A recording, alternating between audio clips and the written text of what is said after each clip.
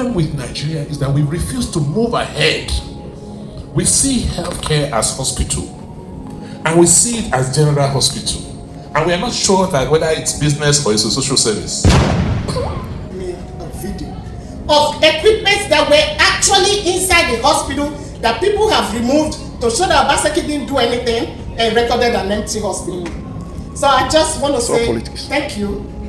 Thank you very much. Thank you for harassing you, but I know you are used to it. For 8 years, you should be used to it. And I want to thank you, madam. When I saw him in Washington, he had 6-pack. Yes. No, why as a governor, he even one pack. Which is madam is doing a good job. Thank you so much. Thank you for the compliment and everything. You know what? I'm not going to ask questions. I used to work in Oakway Stadium. I was a gymnast when I came to America in 1987. So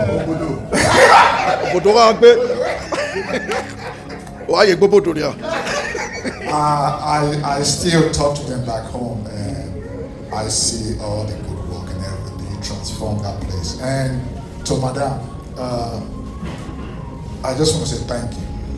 I'm someone that actually detail report. I love report. So I happened to do a report for back to school and medical mission for somebody. You probably know her, your best friend, Adesuwa Baswa. The report initially was not accepted by EMA, so they told me to help her do the report. If you see what is first lady did, so much money was contributed. I just say thank you. People don't see the report until people start talking. So I say thank you. Thank you so much. I just wanted to put that in because looking at Oakway Stadium, it's it's a 5-star stadium. Yeah, it was a lot of money spending. So we're going to take 1 or 2 questions. Sorry, Javier. you know, they raised 2 very, very important issues we must talk about. Okay.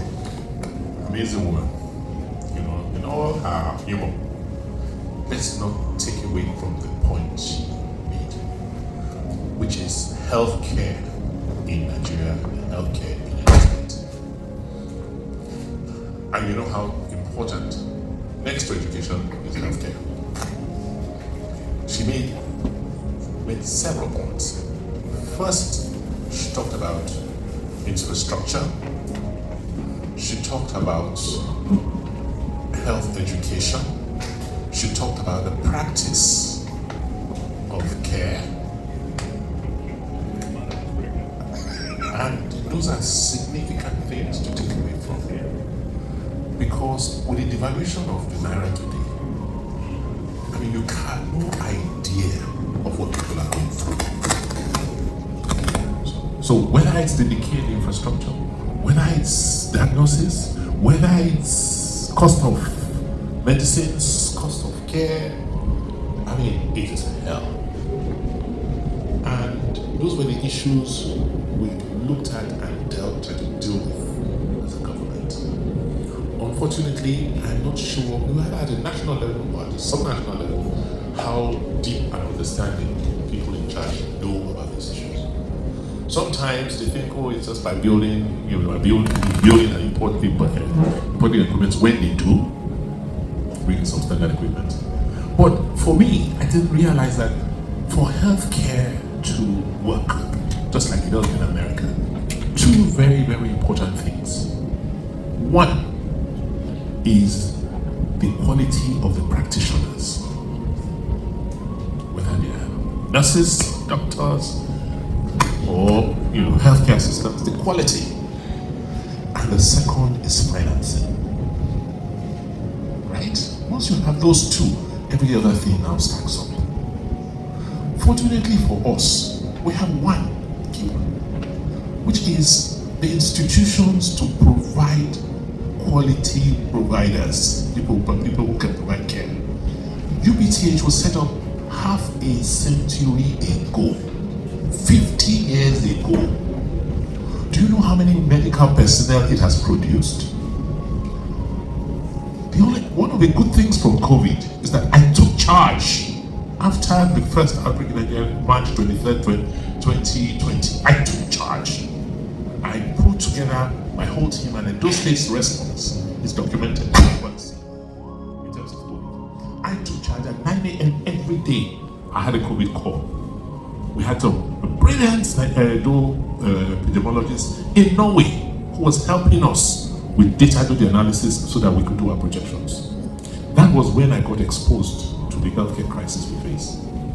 But the good thing was that within that Edo axis, we could mobilize over 5,000 doctors and numerous other medical personnel to respond to it. Because Edo was the epicenter.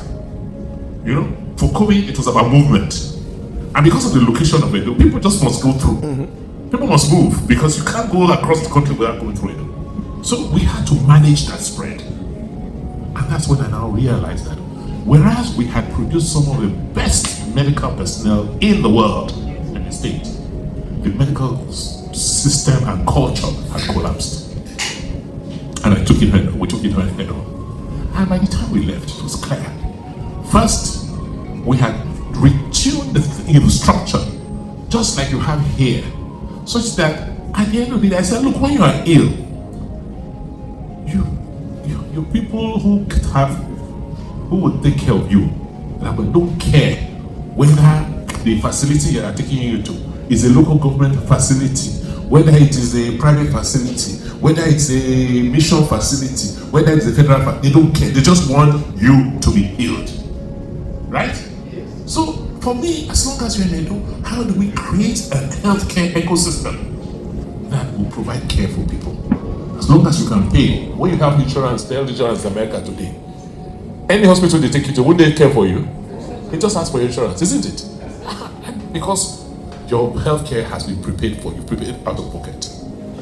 And then somebody now regulates the standards to make sure that the kind of X-ray you saw, if somebody takes an X-ray, you go and find that person and make sure you take that person out of business. It's not rocket science. This is what we all fixed. The problem with Nigeria is that we refuse to move ahead. We see healthcare as hospital, and we see it as general hospital, and we are not sure that whether it's business or it's a social service.